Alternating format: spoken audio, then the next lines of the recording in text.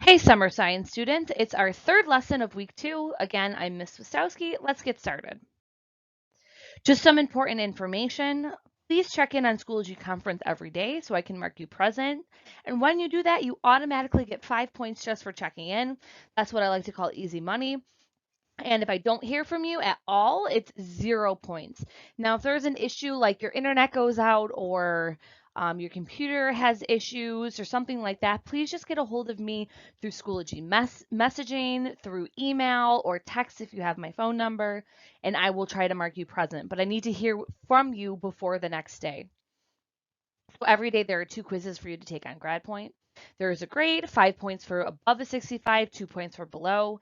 If you need help trying to get a better grade, watch the rest of this video for the YouTube summary. And remember that the red word is a vocabulary word.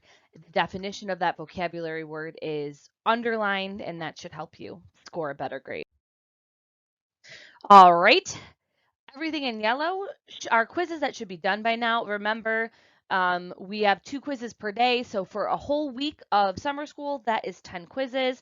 This is all the work from week 1, and this is the work that we did yesterday, Monday, July 13th. All right, so let's get into what we're actually going to do today. Before we meet again, I need you to read Continued Digestion all the way to Final Digestion and Absorption on GradPoint. And I need you to take the quiz, Continued Digestion, and quiz Final Digestion also on Grad. Okay, so how do we get to today's lesson? Well, when we log in, we are going to click on Unit 2. We are finished with Unit 1. You're going to get a screen that pops up, and please click on folder number 2, Food Digestion and Circulation. This screen will pop up. It's a lot. It's big. It's a big, big folder. What's in yellow, sorry, is today's lesson, Wednesday, July 15th, and what is in blue is the lesson from yesterday if you need to catch up. All right, so let's start with the grad point summary. This will summarize the most important points of the 2 chapters that we're reading today on grad point. Okay, there are 2 types of digestion that happens in your body. Remember, the organ system responsible for digestion is your digestive system. That's pretty easy to remember. So anyways, 2 types of digestion that happen in the body. You're going to have mechanical digestion and you're going to have chemical digestion. So for mechanical digestion, that breaks down food by force or physically. So it just basically puts food into smaller pieces and that's all it does. It's just like if you took a piece of paper and ripped it up. So what does mechanical digestion? Your teeth do mechanical digestion by literally ripping and chomping food apart. Your muscles contract, called peristalsis. Your muscles contract in your esophagus and your stomach. We'll learn more about that. And during peristalsis, smooth muscles push food along the digestive tract. And again, this is mechanical because it's like physical, it's by force. Let's compare that against chemical digestion, which breaks food down with chemicals, which then changes the food. So mechanical digestion doesn't change the food. Chemical digestion actually creates a new substance. So who goes through chemical digestion? Enzymes. Remember, enzymes are made of protein and they help speed up food digestion. Stomach acid. So you actually have acid, very strong acid in your stomach. It's also called HCl or hydrochloric acid. Okay, so as we learned yesterday, digestion is going to start in the mouth. So I'm going to call that step 1 of digestion. And in the mouth, enzymes are going to break down starches. That's a type of carbohydrate. And this is an example of chemical digestions because remember, enzymes are chemical digestions. All right, so what happens next? Chewed food goes down the esophagus, which is labeled number 2. I also call the esophagus the food tube because it's just literally a tube where food goes from your mouth to your stomach. And food's going down by peristalsis. And during peristalsis, muscles contract involuntarily. That means without thinking. So you don't have to be like, oh, food, go down. Food just goes down without you thinking about it. And these muscle contractions, so contract means to tight and relax, get tight and relax. It actually pushes the food down the esophagus into the stomach. Okay, so in the stomach, food is mixed with stomach acid by stomach muscles. Again, so there's peristalsis in your stomach as well as your esophagus. Stomach muscles contracting around the food. This helps digest it more. Think of it almost like someone taking a spoon and stirring something. It's going to help things mix up more. So again, this will be step 3. And I couldn't really label that very well. So that little yellow bag, that J-shaped bag, that is your stomach on the diagram.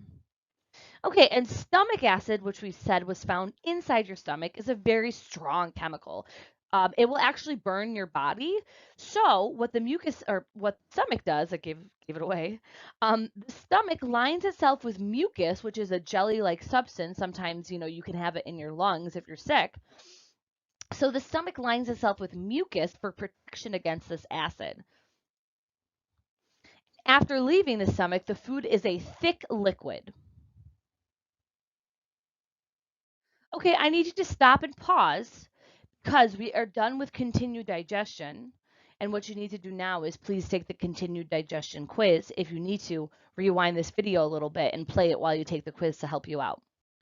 All right, moving on, we're going to talk about the end of digestion. So if you remember, we last ended at number 3 in the digestive system, which is the stomach. So after the stomach, number 3 on the diagram, digested food enters the small intestine, which is going to be number 4. That's labeled on your diagram. So there it is. Okay, the small intestine is where most chemical digestion occurs. So the small intestine is really important for digestion. And there is something called bile that is a chemical that is made in the liver. So the big red thing on the diagram, that's your liver. It's really big. I don't know, kind of ugly, I guess.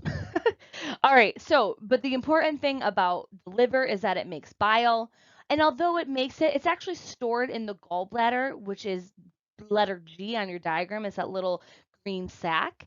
And that's really important, both the liver and the gallbladder, because they're important to make bile. And bile will help break down fat in the small intestine. So if you didn't have bile, you couldn't break down fat in your body.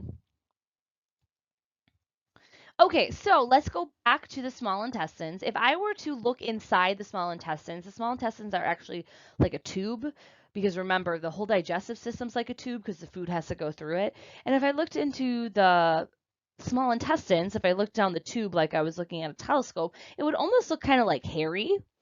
And it's not hairy. What happens is they have these little projections or hairs that look like fingers and they're villi. So they're tiny extensions of the intestines that help increase surface area. When I say increase surface area, I mean make more space available for the body to absorb nutrients. So villi are these little extensions inside the small intestines, and they help make more space to absorb nutrients from your food that is digested there. Okay, so we're still in the small intestines. We've gone from the stomach, number 3, to the small intestines, number 4. So after the small intestines, the food goes through the large intestines. That will be number 5, where the body absorbs water from the digested food. So the job of the large intestines is just to take back water from your food. And then finally, the leftover digested food that the body does not want or can't break down more is released from the body from the anus on number 6. And you guessed it, it is released in the form of poop. So yep, anuses are important because you need to release that waste from your body. Okay, guys, that is it for this. What you need to do now is stop, pause. We are done with final absorption or final digestion and absorption. Please take the final digestion and absorption quiz. And when you are all done, you are done for the day, and I'll see you back here tomorrow.